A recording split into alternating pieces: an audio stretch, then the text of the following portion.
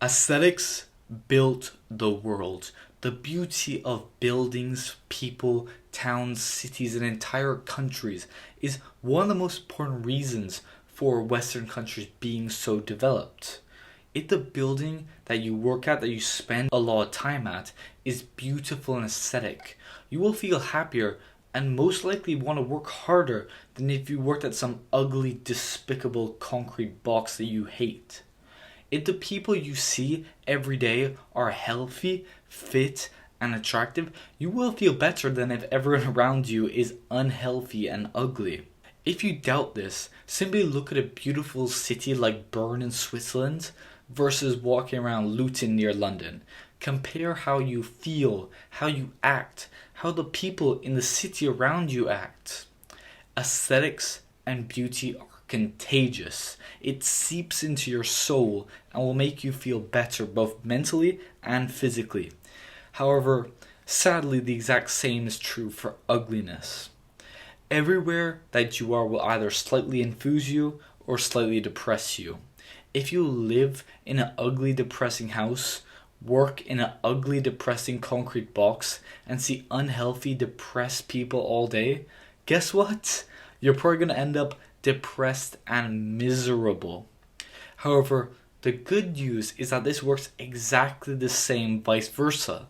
If you live and work in a beautiful, aesthetic place, seeing healthy, happy people all day, you'll most likely end up happy and healthy. The modern world is attacking aesthetics, claiming that beauty is subjective to everyone and cannot be objective at all. However, the truth is that beauty is objective and it can be based in fact. I believe this so much that I'll be able to prove it. Let's compare some buildings, some people, and some art.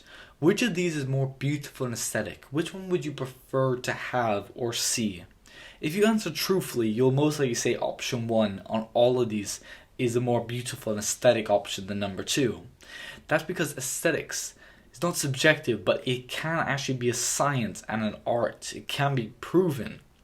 Now that we prove that aesthetics are in fact not subjective and are in fact objective, you have to wonder why on earth modern society is demonizing beauty, aesthetics, and true works of art, and instead pushing us to like horrible, ugly, despicable piles of garbage. It might sound like a conspiracy, but it's because they want you depressed. They want you dependent on pills, social media, and the government to survive. They don't want you independent and be able to think for yourself. This is why so many companies are pushing, for example, body positivity, which I have no problem with for the most part. However, I do not support demonizing healthy, attractive people and instead supporting and actually encouraging obesity. Obesity is not a good thing and it should not be encouraged. People with obesity should be encouraged to lose weight. There's been a war against aesthetics for decades, and it's time we fight back. Even if you live or work in an ugly place, that is no excuse. You must make the place where you work or live more aesthetically pleasing.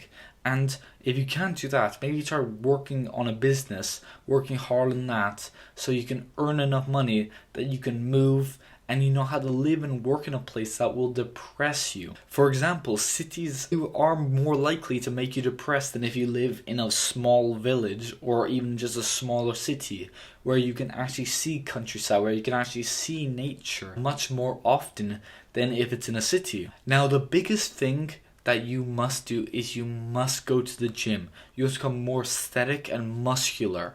Within a couple years of training hard, bulking, and cutting, you can have a muscular, aesthetic, 10 out of 10 physique. Simply walking around without a shirt or posting a progress picture on social media should be enough to motivate people to go to the gym to try get a body like yours. It's your duty, your obligation to try to become aesthetic. Live and work in a beautiful place with happy, healthy people around you. That was the dream of your ancestors, to become aesthetic, healthy, and happy. This is the way that you must achieve your goal. Now, you might criticize this video and say that aesthetics, the appearance of something, is not as important as its actual function. However, just the appearance of something, merely its aesthetics, can in fact motivate and actually improve the functionality of it. If people really love the building that they work at, they think it's a beautiful place, are they really going to just do half-ass work as much as if it was just like a modern concrete box?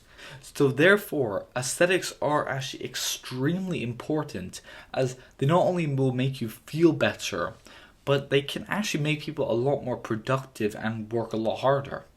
The whole thing is that you must become aesthetic in your own life and then try influence other people around you.